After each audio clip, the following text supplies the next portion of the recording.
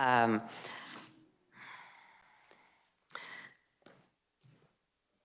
Today, we are having a presentation from the Kansas Sentencing Commission, Mr. Scott Schultz.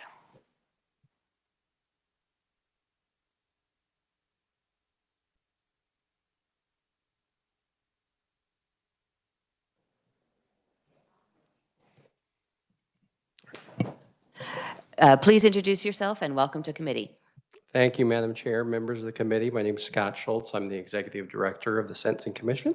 Happy to be here with you this morning on behalf of those 17 commission members that I am accountable to. I kind of was looking over my title this morning, and it kind of reminded me of, when you go to the hardware store and it's jam as much as you possibly can in the bag for $30 type thing. I think that's kind of what I've tried to do today. So I wanted for purposes of the committee, be able to kind of give you a flavor of the current numbers, but also some of the things that kind of refresh your recollection, since I know most of you have been on the committee before, as far as what you're going to see from the Sentencing Commission as well. So, and we're going to touch on the grids just a little bit. So I will be talking about that just briefly, but I just kind of wanted to give a quick history of, and this is kind of the agenda that we're going to follow today, and just talk about the history, the impacts that you'll be receiving on a regular basis. That will be something that I want to refresh your recollection on, as well as the annual report that we normally do, and then talk about prison population projections and the, excuse me, the other program that we have, excuse me, which is the Senate Bill 123 Substance Abuse Treatment Program. So just a little bit about myself. This is my 12th session as Executive Director of the Commission. Prior to that, I had a career in private practice, as well as prosecuted quite a few years, was a special assistant U.S. attorney, a special assistant attorney general as well, and so did a lot of prosecution prior to coming to this particular position.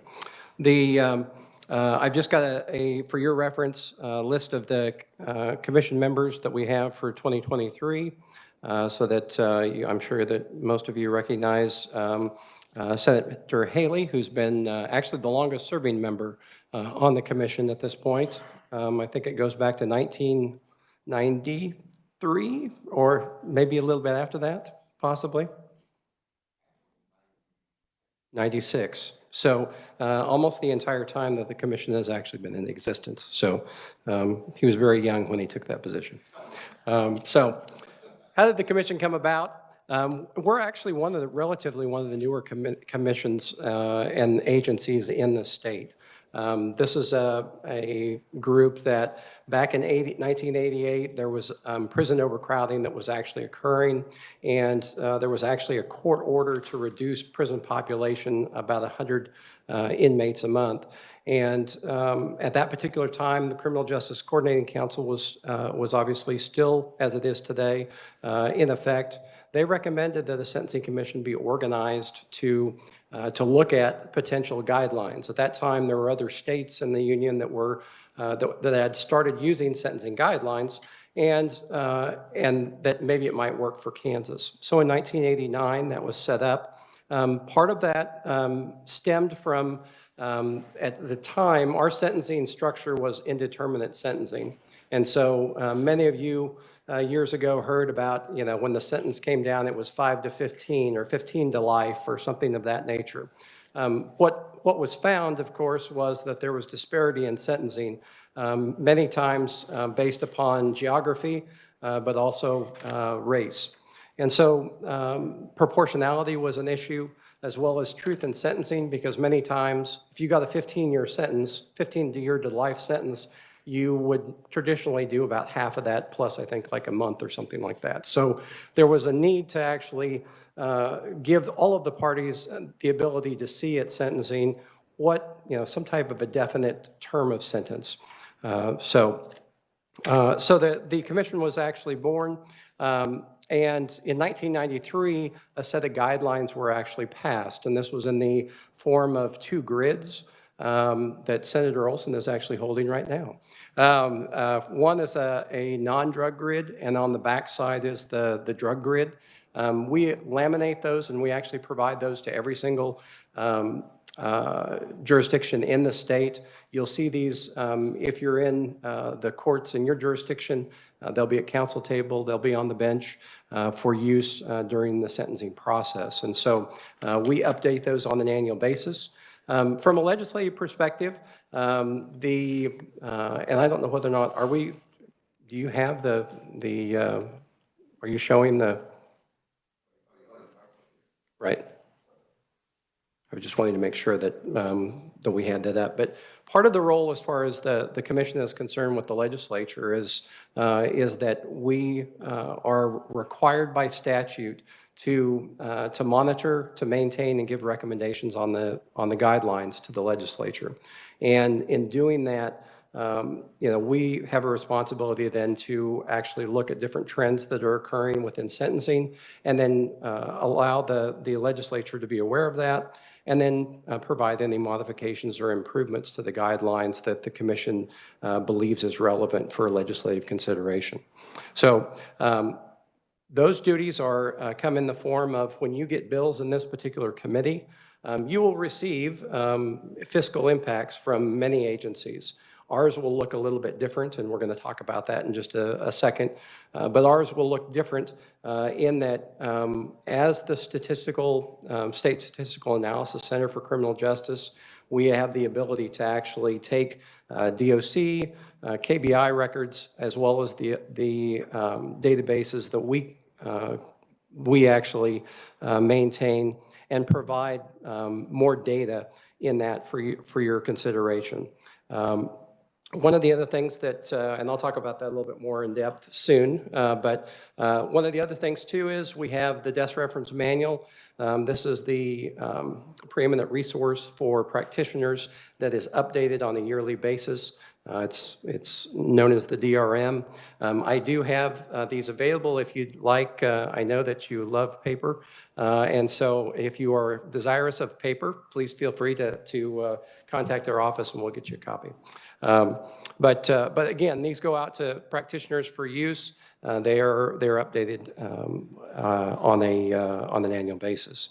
We're going to talk about the annual report a little bit, and then every summer we're required to do prison population projections, and this assists DOC in maintenance of their population and gives them perspective not only for the next year but a 10-year look. That's kind of the operations program for the most part. I'll talk about a couple in just a second that are also included in that. But the other main program that we have is the Senate Bill 123 program that deals with state-paid substance abuse treatment. And that is a program that is for possession offenders and small sale offenders. If they meet criteria, statutory criteria, the court can actually order them into this program. We have providers, about 120 providers throughout the state that are certified to be able to provide substance abuse treatment, anywhere from outpatient services all the way to residential treatment. So in 2021, a bipartisan effort was put together for HB 2026, which created the RAFT program. RAFT is an acronym for Recovery from Addiction Funded Treatment, and that allows us to back up that state-paid treatment to the diversion setting, so that prosecutors can now actually place individuals on diversion for possession offenses and get funded by the state for those treatments. And I'll talk at the end of my presentation a little bit more about that. We do handle private research requests. We have a lot of data that is useful for institutional, such as academic research, and so we provide that upon request. And then we actually have a whole, I have a special projects director that works with our staff attorney to provide a lot of great educational opportunities to judges, attorneys as well as the probation officers about current sentencing issues. And we have a Q&A helpline that the staff attorney maintains to assist folks as well.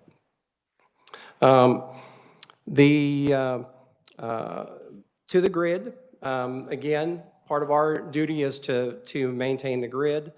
What I would say for purposes for you, I just wanted to cover that just briefly. But as I indicated, we have 2 grids. Some states, I think Michigan has like 15, so it makes it a little easier with only 2. But this allows for a basis of knowing what an individual, and all these numbers are months, by the way. So when you see a severity level 1, that is the most severe level. Level 10 is the least severe level on the non-drug grid. As you make your way from right to left, based upon your criminal history, the more criminal history you have for that particular offense, you are going to actually be punished more severely. So you can see, for example, on the level 1 crime, it starts at 147 months if I have no record. And we go all the way over if you have you're a major recidivist and you've committed person felonies, you can get up to 653 months on the particular crime. So all of the white that you see in the boxes is presumptive prison.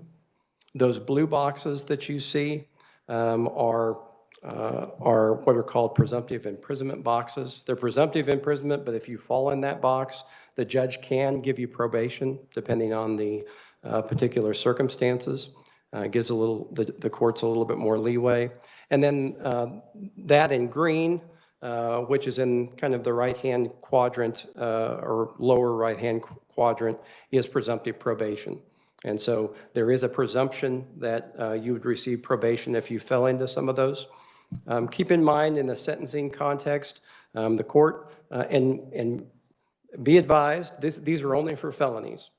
So misdemeanors do not have a grid, and the courts can actually, based upon the offenses and the levels of A, B, and C, and unclassified misdemeanors do other things as far as with that. All of those misdemeanors serve time in jail.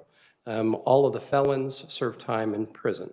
So there's a kind of a line of demarcation there between misdemeanors and felonies. So with that, when I'm sentenced as an individual, I can receive probation or actually be sent to prison.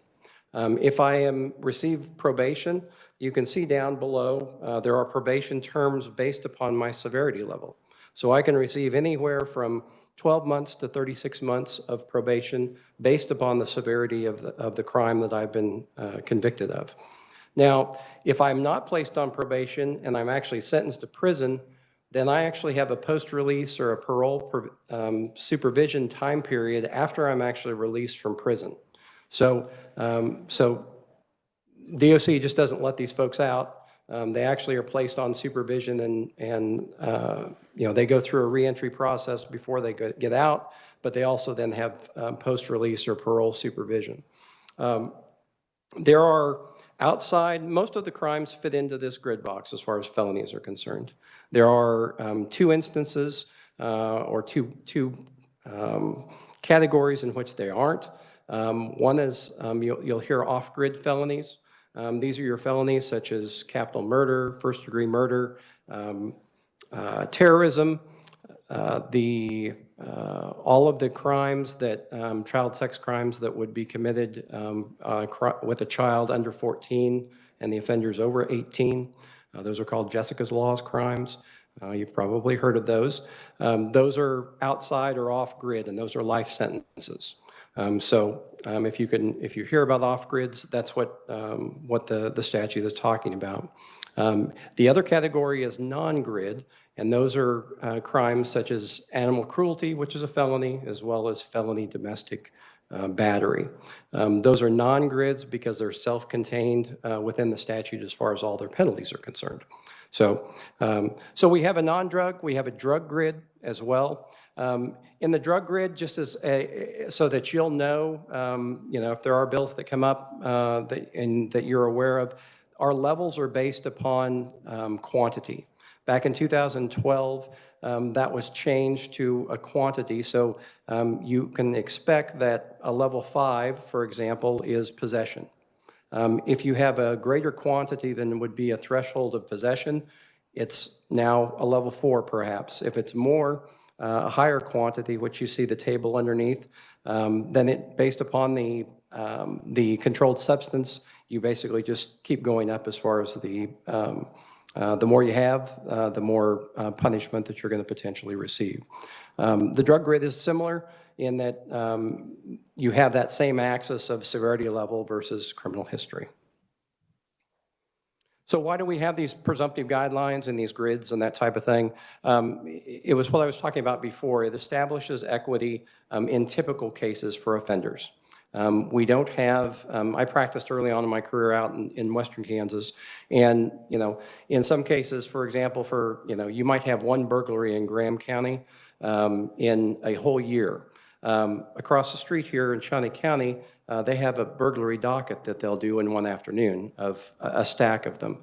And so individuals were being treated more harshly, most likely, in the rural areas because, that's one of those things that just doesn't happen very often. And so, the guidelines themselves then allow for more uniformity of sentencing in typical cases.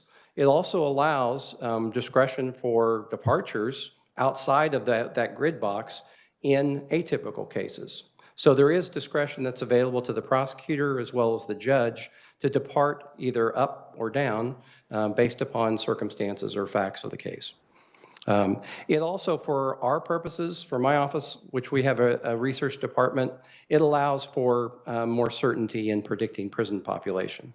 When we have the grids, we can actually take averages, and and you'll see here in just a little bit, the model that we have is fantastic.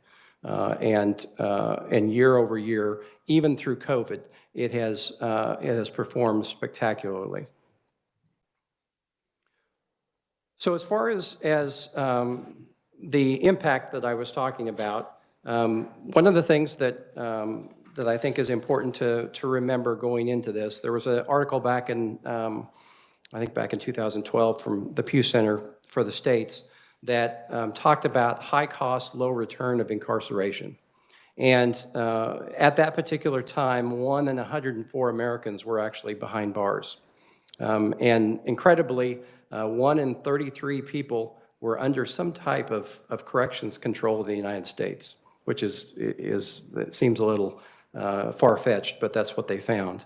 But even so, even though 1 in 4 people all over the world is incarcerated in the United States, even with that, their studies found that 1 in a little over 2 people are returned to prison within 3 years of release. And so we have to be looking at better ways of doing things and not just, prison is certainly a place for punishment. And there are many instances where there are folks that we need to actually take out of society and place in that particular setting. There are other individuals, however, that need that actually do very well in community supervision. And that's kind of where the commission comes in as far as being able to say which one of those folks, which one of these variety of individuals would actually do better. Normally in a supervision setting, they will do better in a community setting rather than in prison.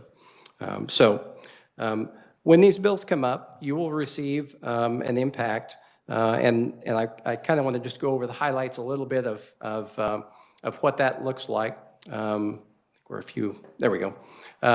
So these are the headings that we actually are using, and in every single impact, this is what you'll see when you get, when a bill comes up. We track every single criminal justice bill that comes through, and if it requires an impact, we will actually have that in your file when it comes up for hearing. The main, you obviously have bill briefs, so the summary isn't exactly, that's for us to track for our purposes, but these other kind of give you an idea from the top down as to if you want to dig deeper into the stats of everything. This allows you to actually continue to go deeper into the document as you go. This next slide, this obviously gives you an example of just exactly what what that impact looks like. Your main thing on the first page of every single impact will be what we call the box. And that is your quick at a glance as to how the commission believes that this is going to be effective in terms of whatever that bill language has in it, how it's going to potentially either increase or reduce admissions to prison or bed spaces itself. We also put in there for tracking purposes what the impact of the workload on the commission would be as well, depending on the language of the bill. But this gives you if you look at the box, you can easily, page it and see what kind of effect. It allows, I'm the first to always to tell people, our office does not have a crystal ball. So we have no idea in many cases what the true impact of this bill is going to be. However, we do have data that can at least get you closer to making a better policy decision, and you can decide whether or not this is useful to you or not. The findings section, again, that allows you to dig a little bit deeper in terms of last year we had this many number of offenders involved.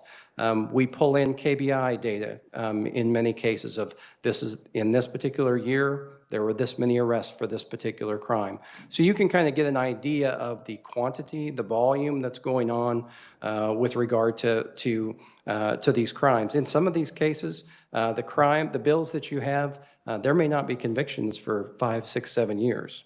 And so while that may be very important to some of you, it may have a bearing on how the bill goes through based upon the current use of the bill. Finally, the last section that you will see a lot of times is we do not want you to legislate in a vacuum on these cases, on these bills. And so we put a proportionality, easy for me to say, comparison in the bills to give you an idea of what the proposed, for example, if we're going to increase penalties on the bills, what that actually looks like in the grand scheme with all the rest of the bills. And so, for example, on this particular slide, to put the Offender Registration Act as far as a third or subsequent conviction as a severity level 3, which is a pretty high level crime. That fits in if that's the way that you wanted to proceed with, is that proportional to kidnapping? Because kidnapping is a level 3. Is that proportional to aggravated battery on a law enforcement officer? Is it just below rape? Those type of things that we hope that's going to add a little bit of dynamic to your consideration in determining whether or not, in some cases, you're going to say, yes, it needs to be there. It should have been there a long time ago. In other cases, it may not be as necessary once you actually see from the crime listings where those fall as far as the other current crimes that are in current law. Moving on to the annual report. Again, surprisingly, we actually create this every year. Anyway, so one of the things that I wanted to just, I've just got a couple slides on this, but sometimes people are always wondering, well, in the state, what are the top offenses? What are the top, where are the crimes being committed? Those type of things. We run a year behind, so you'll see that this is FY21, but on the annual report. But for the top 5 offenses for prison, probation, and jail sentences, you'll see that drugs are the leader.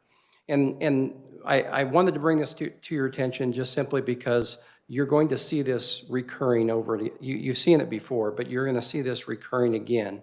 And so that should be something, or that should be kind of a flag to be able to say, maybe we need to be keen on substance abuse treatment. Maybe we need to be keen on mental health treatment. And this legislature does.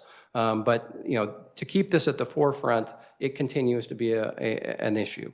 Burglary, theft, aggravated battery, and then felony DUIs also round out that top 5 offense. All the others, sometimes people ask me what are the other, that's essentially every other crime that isn't those that we've listed.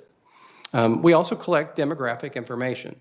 And so this gives you everything from race, gender, ethnicity, and you can kind of see on those particular slides that I have what the cross-section of each of those as it relates to the male population has actually decreased as far as crimes are concerned. Females have actually, in the last several years, have actually been committing more felonies.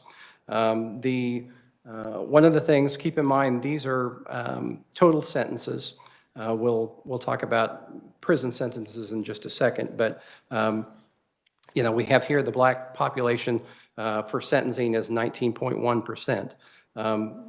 Depending on what census you look at for the entire state, you're looking at anywhere from about 5.5% to 8% for statewide population of being African American.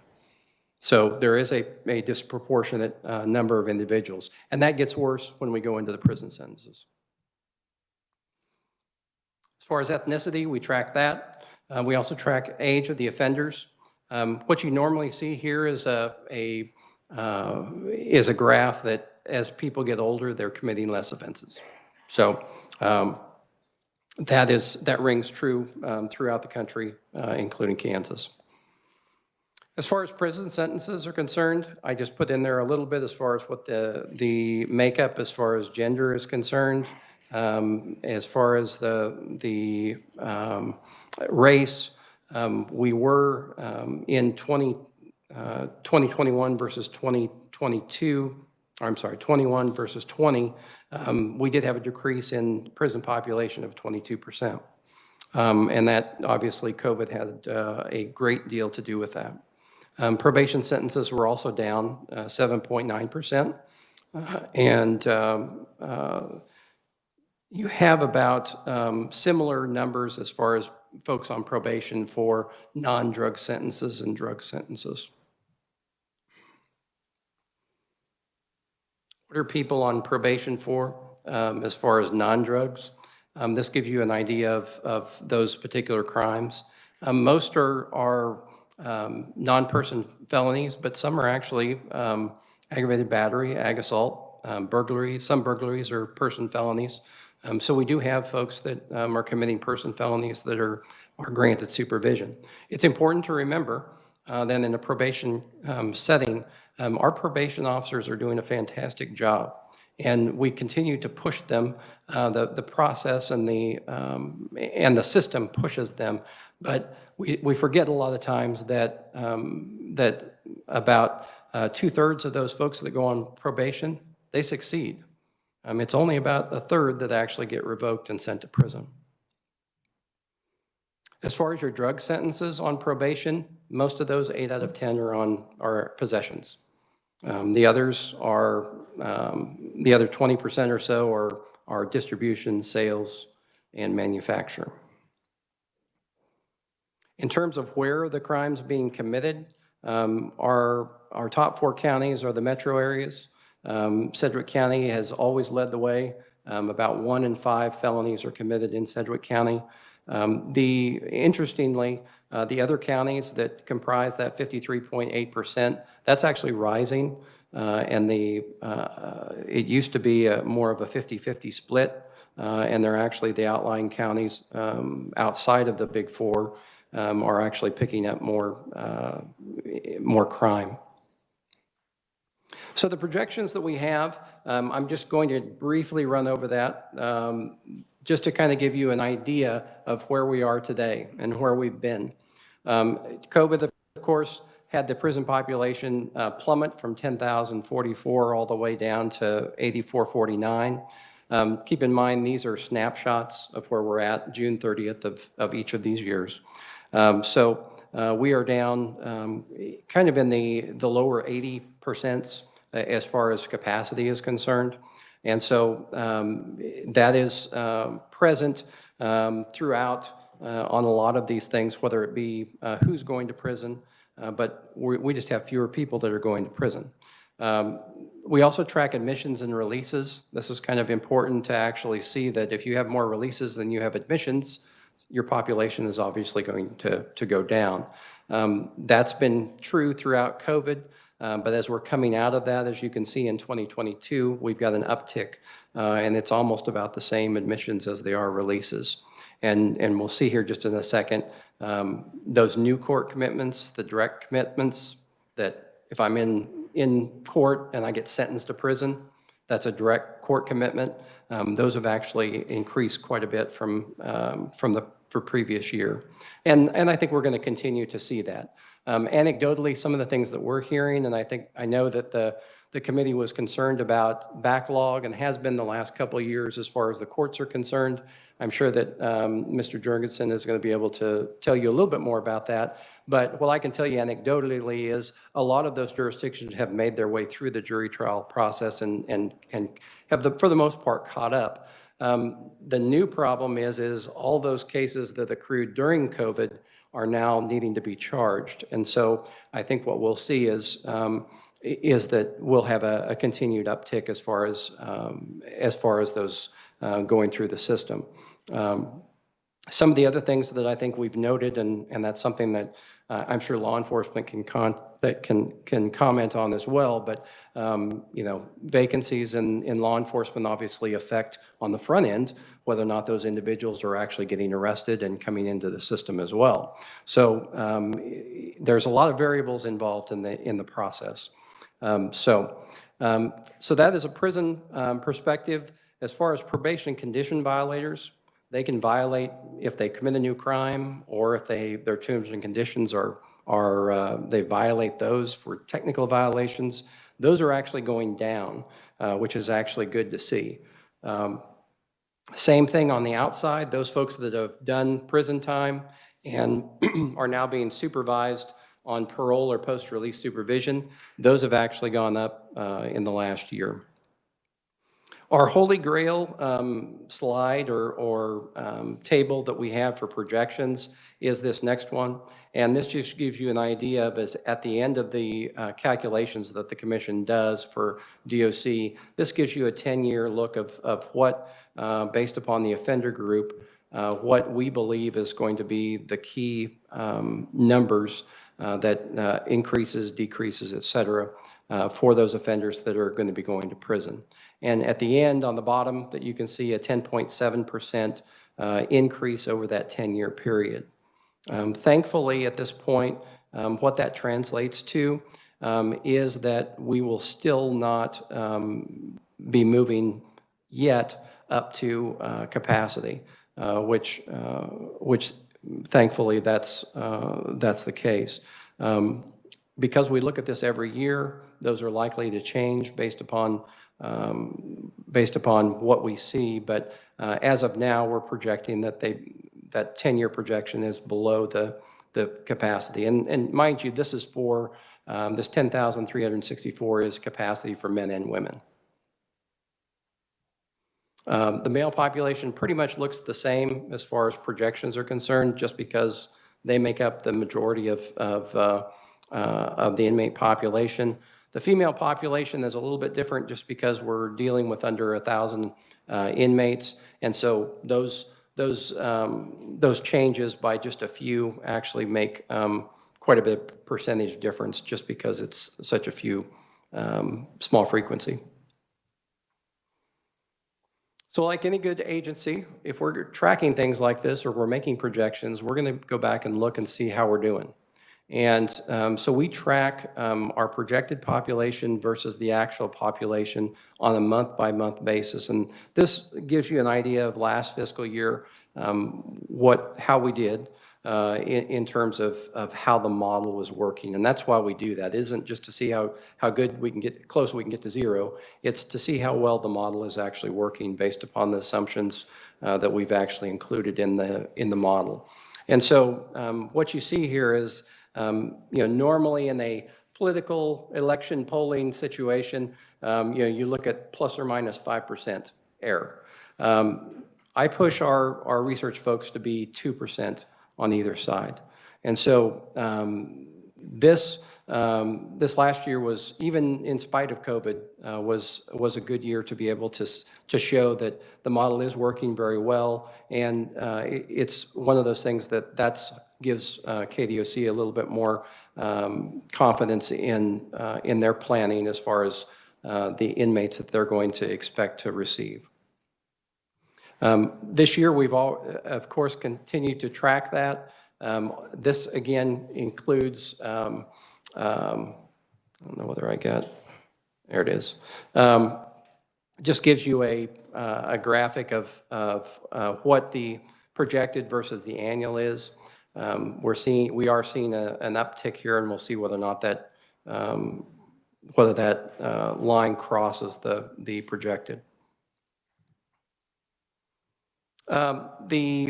Again, for this year already, we are doing very well as far as the male population is concerned. This last, through December, the difference was 7% in the projections, or seven inmates in the projections, which is about 0.08% error.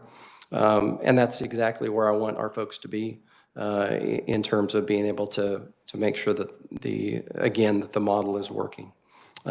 Female population, we actually assumed an increase of about 6%, which is the most we've ever done, just because we had seen some things at the end of the fiscal year that the population was actually increasing quite a bit.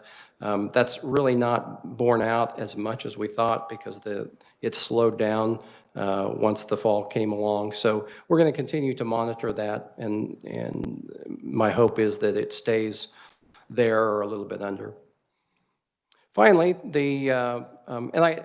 Madam Chair, I'm sorry, I was going to indicate I'm happy to take any questions at any time. So You're doing great. Thank you. Okay, fantastic.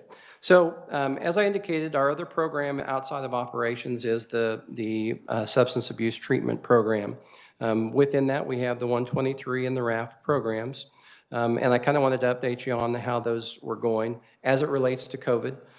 You can kind of see from this slide that there were some service disruptions.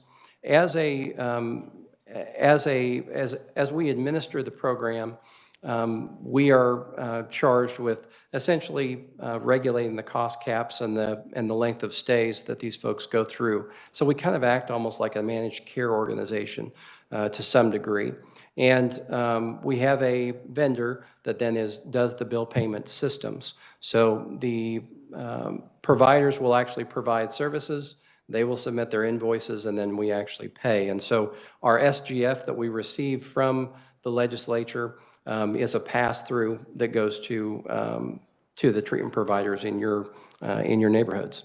Some of the things we obviously are seeing the courts come back as far as alleviating some of those court disruptions, and that immediately when COVID started, we went and did telehealth codes like many other of the agencies did. And so that is something that accelerated the process. We believe that that's a great idea because it allows for, especially folks in the western part of the state, some of those offenders actually have to drive 2 counties to actually receive treatment. With telehealth, they're able to actually stay where they're at, not miss work, take off a half day or a day. And so we've been trying to promote that as much as possible to be able to have them continue to get treatment, those that are in an outpatient capacity. Annual expenditures, you've already seen those in terms of we have about $6.3 million that we spent, and it comes out to be about $4,000 per offender per year, which is much more cost-effective than the $30-some thousand that inmates take for an annual piece. So about $6.5 million. That's up from 2021, but that is normally we're looking at that's going to pretty much be the norm. We increased the amounts as far as the modalities are concerned that we pay to our providers to continue to be competitive in the marketplace so that it's like anything else. Those individuals are more willing to actually take individuals if it's pretty competitive with block grant and those other type of forms of revenue. We're spending about $600,000 a month right now on treatment for Senate Bill 123 clients. That will probably continue, I would expect. And again, we have Beacon Health Options as our vendor that we have. Mir, by far, is our largest provider that provides services just because they have so many satellite offices in the state, followed by CKF, Seventh Direction, and then New Chance, and DECA's down there as well. But you can see that there's quite a few folks, but Mir obviously takes quite a bit of the pie as far as providing treatment for our offenders. Madam Chair. Sure, Senator Haley. Thank you. Pardon the interruption, and pardon me, I am going to have to excuse myself, but I did want to ask Mr. Schultz, I appreciate very much the presentation. It's been a pleasure being on the Sentencing Commission with your tutelage as our director. Wanted to throw out, prior to my premature departure, the question that came the other day with Secretary Zamuda and the computation of bed space impact. As we've done, the formula has been based on what's been physically actually available for the beds we have, but the Secretary indicated that now we'll be looking at what staffing can meet the projections and how that might change, not to be answered right now, but for the future computations of the stellar impact statements that you give, that the Sentencing Commission gives to the legislature, how that might come into play based on his suggestion that we're so understaffed at KDOC, that, and also racial impact statements that are done in other states and how that might play through to here. But again, just food for thought, certainly for our committee and certainly for the commission. Those are two areas of concern that I have, and I appreciate the presentation. I'm sorry. And also possession crimes, how that might be impacted, especially for low possession marijuana with surrounding states, and how that might impact us as well, in that we don't have any residual ability to, be able to respect those who are legally acquiring marijuana in our surrounding states, but maybe possessing now, quote, illegally marijuana in our state, and how that might affect our the grid as well. Thank you, and thank you again, Madam Chair, for allowing those observations in the midst of this presentation. And sure. Did you want to address that? I know No, you have to leave, Senator, but I think it's a great point, and that's one of the things that I would encourage everyone on the committee to part of the value that the Sentencing Commission brings is we have the data, so that if you are considering a bill, or even, more than considering a bill, and you're wanting to see, well, what kind of an impact that this might have on it, we do that all the time. So feel free to contact my office. I'm happy to do that on a pre-filing, pre-introduction basis, and just to kind of give you a better feel for what that potentially could exist. I think that's a good point in terms of what you talked about as far as the staffing issue. And I don't know, we can kind of explore potential ways of, or even including in there what the current staffing. My hope would be that the DOC, when they submit their fiscal impacts, are going to include that as well. There is a monthly letter that DOC sends out to, and many of you receive that, as to where we are on the prison population, and that's sent to our chair. And that gives not only where we are on capacity, but also staffing capacity. And for the male population, they've been at 99% for quite some time. Female population, I think, was down to 72% or something like that, staffing capacity. But yeah, I think that's one of those things that we can kind of look at and maybe perhaps find a way to incorporate that into.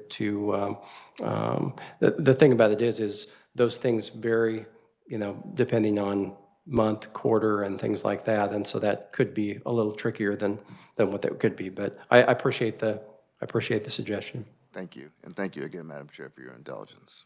Sure, thank you. Go ahead. So I'm just going to finish up with just a couple more slides on 123. This gives you on the diagnosis of what these offenders are in. Again, these are only felony possessions or small sales that are required. And this gives you an idea of meth is by and large 7 out of 10 of what we are seeing. However, the opioid diagnosis has actually increased quite a bit since 2020, from 7.3 to 11%. So those are, and in addition, cannabis has actually decreased over time, and the opioids are taking its place. As far as what do we pay for, this gives you an idea of the modalities or the treatments that actually are in the last 2 years that we fund. As you can expect, residential treatment costs more than outpatient, and so we're spending about 45% of our funds to pay for that inpatient treatment, along with everything from outpatient to peer support, social detox. There is a therapeutic community in Johnson County that we do pay for, and that actually is a fantastic program that results in single-digit recidivism.